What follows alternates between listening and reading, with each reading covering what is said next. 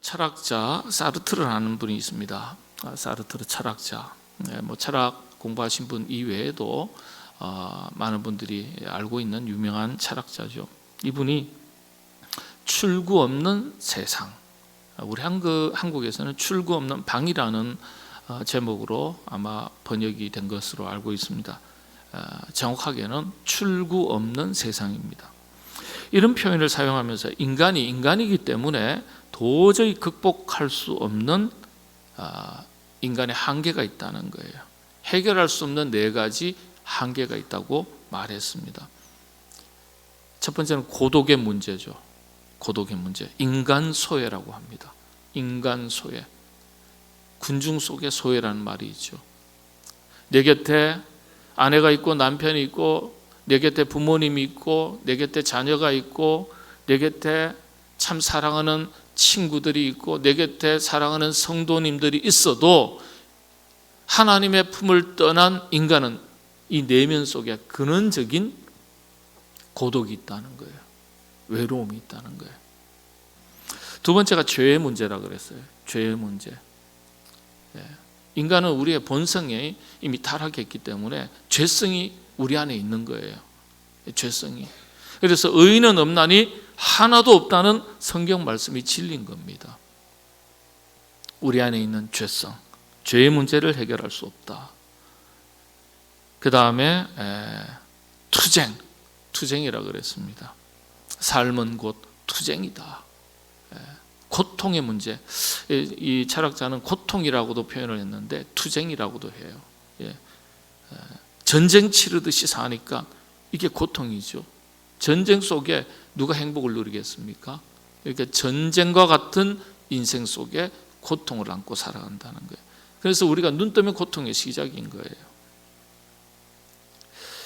기독교에서는 이걸 두려움이라고 표현합니다. 기독교에서는.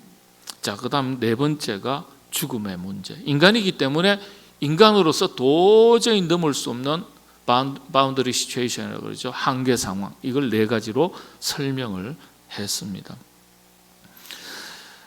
철학자가 얘기가 아니라 성경에 다 녹아나 있는 얘기입니다. 하나님을 떠난 인간은요, 죄로 인해서 인간 타락의 결과로서 근원적인 고독, 고통의 문제, 죄의 문제, 죽음의 문제를 안고서 살아가게 됩니다. 그런데 이 4가지 문제를 기독교에서는요, 결핍이라는 한 단어로 요약하는 경우가 있습니다. 결핍. 하나님 품 안에서 에덴에서 살아갈 때는, 하나님과 함께 동행하며 동거하며 살아갈 때는 인간은 결핍을 몰랐어요. 그런데 죄로 인해서 인간이 타락한 이후에, 하나님으로부터 떠난 이후에는 인간은 결핍된 존재로 살아간다는 거예요. 하나님 품을 떠난 인간의 내면에는 근원적인, 그래서 결핍이 있는 거예요. 그리고 이 결핍 때문에 인간이 가지게 되는 내면의 심리 상태, 정서가 두려움입니다. 그래서 타락한 이후에 하나님께서 아담을 찾으시고, 아담아 네가 어디에 있느냐 그랬더니 아담의 대답이 인간의 실존의 대답이에요. 제가 죄를 범했으므로 두려워 숨었나이다. 두려워 숨었나이다. 하나님과 동거동락할 때는 이 두려움이 없었는데 죄로 인해서 하나님과 거리가 생기니까, 하나님의 품을 떠나게 되니까 인간 내면 속에 근원적인 이 감정이 하나가 생겼어요. 두려움이 생긴 거예요. 두려움. 어떤 분은 이걸 불안이라고도 표현을 합니다. 그래서 하나님을 떠난 인간이 만나게 되는 모든 문제의 근원에는 이 4가지가 자리 잡고 있습니다. 이런 출구 없는 세상을 성경에서는요, 이 세상을 어떻게 표현합니까? 광야로 표현을 합니다. 참 신기한 것은 하나님은 하나님의 역사를 시작하실 때 항상 하나님의 사람들을 가장 먼저 광야로 불러내신다는 점이에요. 광야로 불러내신다. 계속해서 이 이야기가 성경에 반복적으로 기록되어 있습니다. 그러니까 우리가 성경을 읽을 때는요, 이런 통찰력을 가지고 읽으셔야 돼요. 하나님은 끊임없이 불러내십니다. 여러분, 우리 교회라는 이름의 원래 원어의 용어는 두 가지거든요. 교회라는 용어가 에클레시아와 그 다음에 코이노니아입니다. 코이노니아는 아시는 대로 교제입니다. 그런데 에클레시아는 불러내다, 어디에서 어디로 불러내다라는 거거든요. 그러니까 불러낸 사람들이란 뜻이에요. 불러낸 사람들의 모임이 뭐예요? 교회라는 거예요. 부름받은 성도라고 그렇게 얘기하는 겁니다. 부름받은 사람들, 그게 그리스도인들이고 그리스도인들이 모인 그 공동체가 교회라는 거예요. 에클레시아라고 그렇게 말합니다. 교회 이름이에요. 자, 한번 성경 이야기를 간단하게 살펴보겠습니다. 아브라함 보십시오. 구원의 역사, 구원사의 시작을 아브라함이 고향 땅 갈대아 우르에서 떠나서 하나님께서 지시할 땅으로 떠난 그 시점으로부터 구원의 역사가 시작되었다. 구원사의 시작을 그렇게 잡습니다. 본토 내 아비와 친척의 집을 떠나 내가 네게 지시할 땅으로 가라. 자, 그런데 아브라함이 길을 떠났지만은 가는 모든 곳이요, 어떤 곳입니까? 예비된 좋은 땅입니까? 괜찮은 길입니까? 아니요, 알 수 없는 땅이에요. 그 북쪽 하란까지 경유해 간 길을 보면 전부 다 광야 길이었습니다. 이 성서지리학을 그래서 공부해야 될 필요가 있는 거예요. 갈대아 우르는요, 메소포타미아의 아주 비옥한 토지에 그런 먹고 입고 살기 좋은 땅입니다. 4대 문명 발상지예요. 지금의 이라크 남부 쪽이에요. 근데 그 길을 떠나서 저 터키와 시리아의 접경 지역이 하란 땅인데요, 처음에는 하란 땅까지 올라가거든요. 그 길이 전부 척박한 광야 길입니다. 내가 너로 큰 민족을 이루게 하겠다 하셨으면요, 그만한 약속을 이루어 주실 그런 곳으로 인도해 주셔야 되는데, 터닫고 번성할 수 있을 만한 그런 곳으로 인도해 주셔야 되는데, 물론 그렇게 하셨지만은 나중에 하나님께서는 아브라함을 불러내시고 광야로 보내신 거예요. 가는 모든 곳이 광야나 다름없는 곳입니다. 척박한 땅이에요. 하나님은 아브라함을 광야로 불러내신 겁니다. 내가 네게 지시할 땅으로 가라. 그런데 그 땅이 어딘지는 일러주시지 않으셨습니다. 일단은 떠나라. 그리고 광야에 갔을 때 그 다음에 나중에 일러주시는 거예요. 자, 그 다음에 출애굽 과정을 한번 보겠습니다. 기독교 관점 그리고 종교사적인 관점에서 우리 기독교가 공식적으로 종교로서 기독교가 출발한 시점을 출애굽 사건이라고 그렇게 기록합니다. 그렇게 해석해요. 아브라함이 개인적인 한 집안의 가장으로서 광야로 불러내신 사건이라면 이 출애굽은 이스라엘 민족사적인 관점의 사건이에요. 출애굽 이후에 이스라엘 백성을 그래서 계약 백성이라고 부릅니다. 선택받은 하나님의 백성. 이때부터 선민 사상, 선민 의식이 생기게 된 겁니다. 이스라엘 백성을 불러내셨는데 어디로 보내셨어요? 젖과 꿀이 흐르는 약속의 땅으로 보내주시겠다 그랬으면 곧바로 가게 하시면 되잖아요. 그런데 40년 동안의 광야를 거치게 하십니다. 신약으로 넘어가죠. 신약 시대의 최고의 사도가 누굽니까? 물론 12사도지만은 그러나 성경의 기록사적인 면에서 볼 때는 사도 바울입니다. 사복음서를 제외한 대부분의 성경은 사도 바울에 의해서 성령의 영감으로 기록됩니다. 위대한 사도죠. 근데 이 사도 바울이 예수님을 핍박하던 사람이었는데, 그런데 어느 날 다메섹 도상에서 이 바울이, 사울이었죠 그 당시에는, 사울이 예수님을 만나고 바울로 거듭나게 됩니다.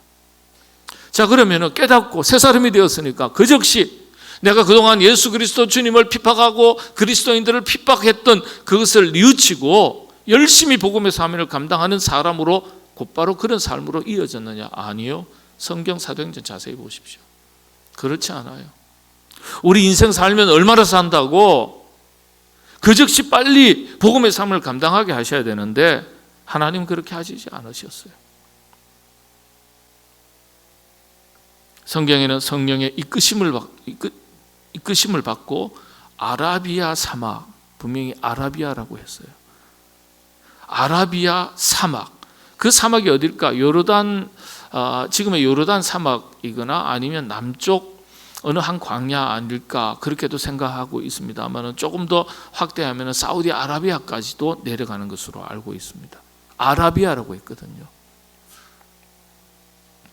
아라비아 사막으로 가가지고 너 그동안 행한 일 반성해.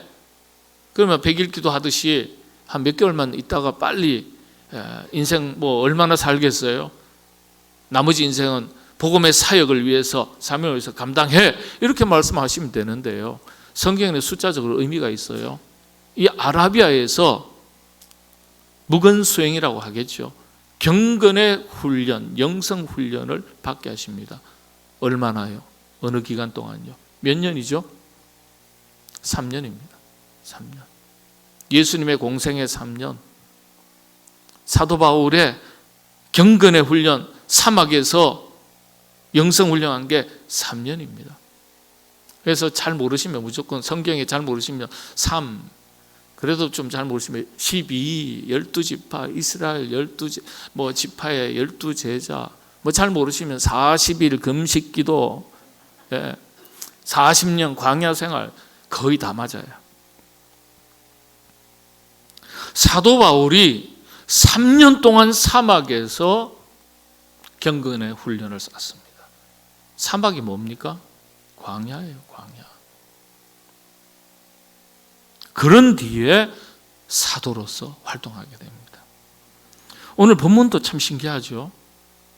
예수님께서 30년의 인간 예수로 사시다가 세례받고 나서는요, 공생애를 시작하시기 바로 직전에 성령님께서 예수님을 광야로 몰아내셨다. 여러분 오늘 성경에 보면 성령이 곧 예수를 광야로 이끄신지라 이렇게 기록해도 되는데 아주 원색적인 표현을 사용했어요. 몰아내셨다. 몰아내셨다.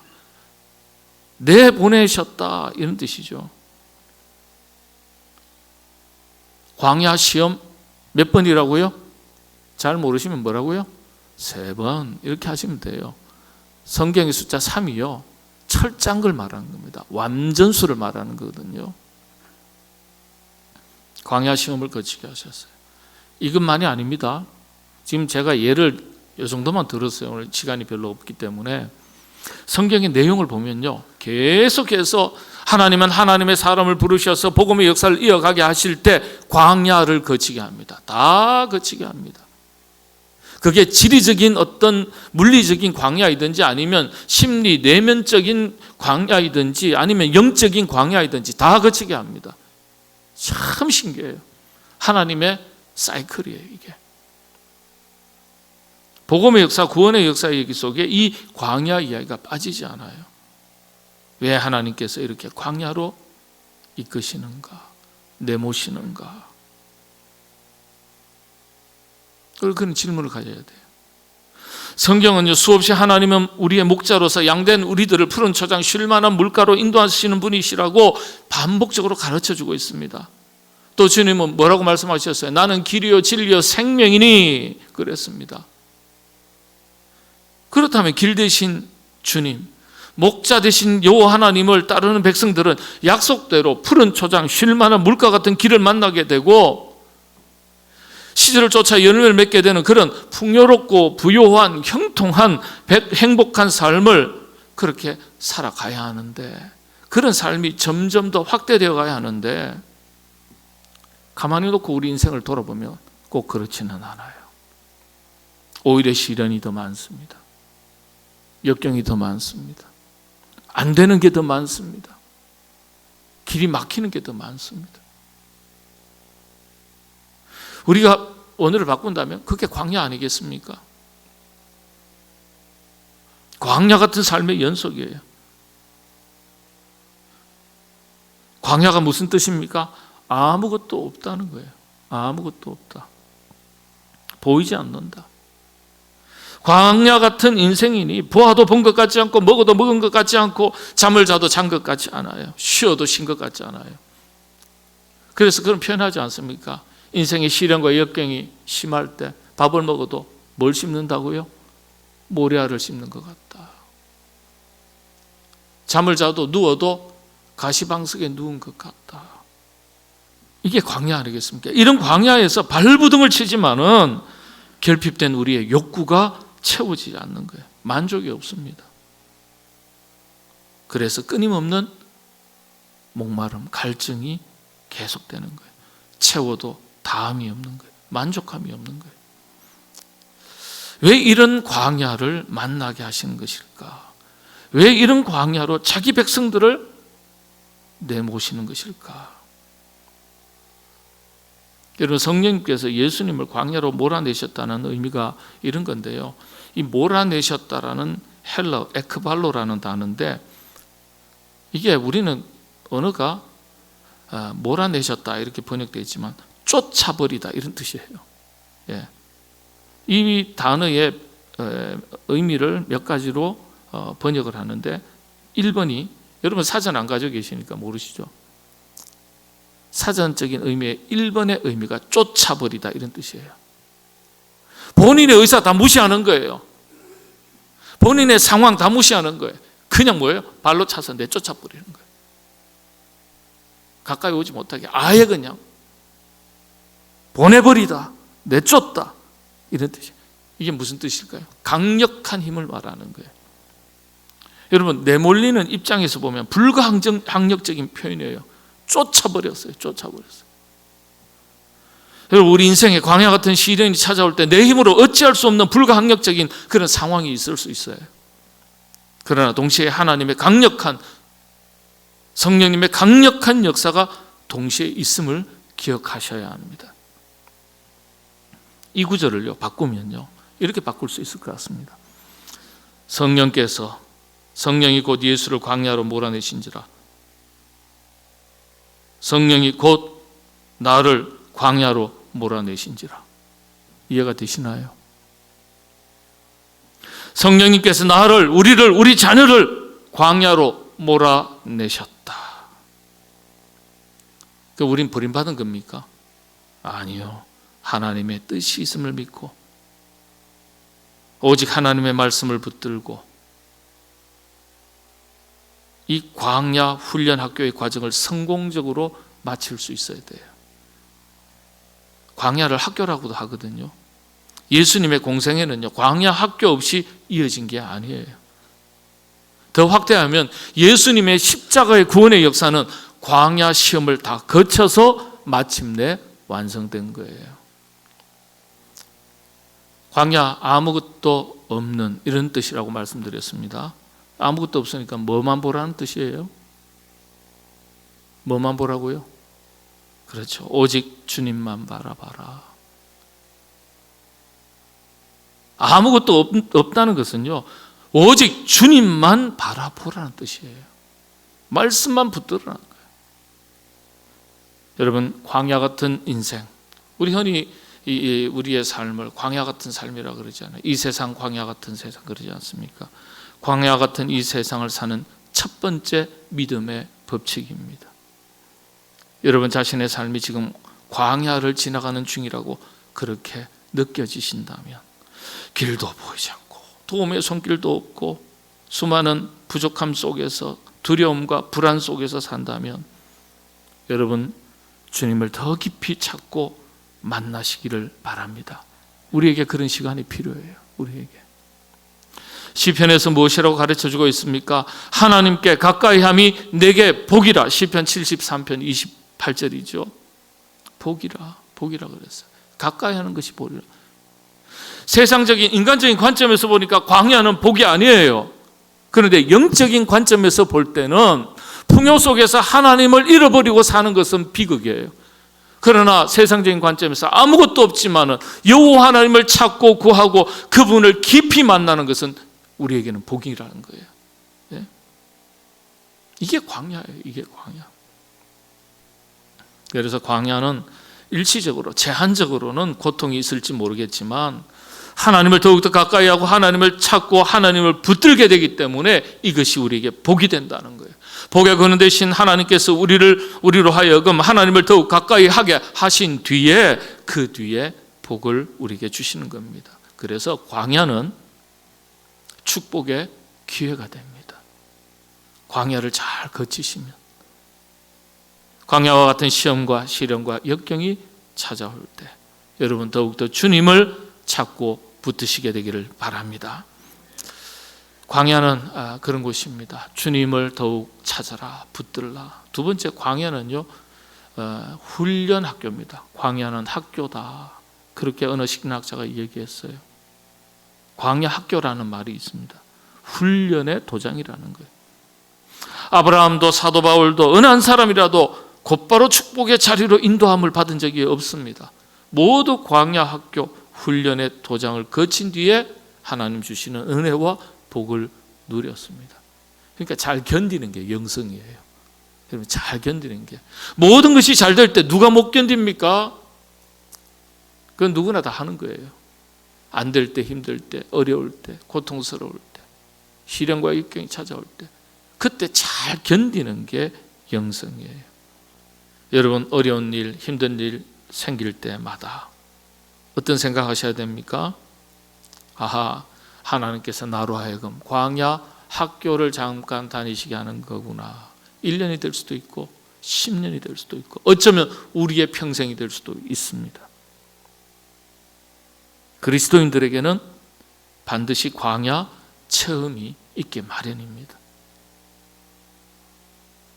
훈련이라고 생각하시고 자기 성장과 성숙 그리고 영적인 힘을 기르는 시간이라고 받아들이셔야 돼요.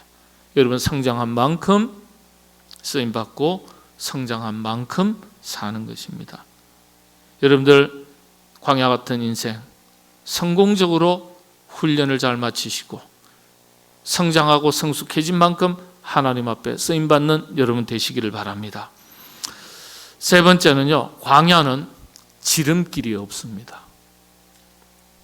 이거 빨리 지나갔으면 좋겠다, 그런 것도 없습니다. 젖과 꿀이 흐르는 가나안 땅으로 가는 지름길이 있었지만 하나님은 지름길로 인도하지 않으셨어요. 돌고 돌면서 변화의 과정을 다 거치게 하셨습니다. 그런 과정에 꿈을 꾸게 하시고 그리고 마침내 약속의 땅을 주신 거예요. 그래서 어쩌면 광야는 우리로 하여금 탈진하게 하는 자리가 아니에요. 우리로 하여금 지치게 하는 자리가 아니에요. 오히려 믿음을 키우고 꿈을 키우는 축복의 기회이자 축복의 현장이 될 수 있습니다. 요즘 세상살이 쉽다고 말하는 사람 별로 없습니다. 재벌한테 가서 물어보십시오. 큰 성공을 이룬 유명한 사람한테 가서 물어보십시오. 다 말 못할 기가 막힌 시련과 역경 다 있게 마련입니다. 그 속에서 그러나 믿음을 붙들고 말씀을 붙들고 영적 깊이를 더해가고 하나님의 약속을 믿으며 그리고 꿈을 이루어가는 사람들. 근데 그 사람이 누구여야 되겠습니까? 우리 그리스도인이어야 돼요. 우리 그리스도인. 세상 사람과는 좀 더 다른 모습으로 사는 것이 그리스도인 아니겠습니까? 여러분들 세상살이에 힘든 일, 어려운 일 있으면 이 또한 지나가리라. 별것 아니네. 좋은 날 주시겠지. 웃고 지내시고 감사하며 지내시고 믿음 있는 말을 하시면서 살아가셔서 마침내 이기고 승리하는 자에게 주시는 하나님의 큰 은혜를 여러분들 풍성하게 받아 누리시게 되기를 바랍니다.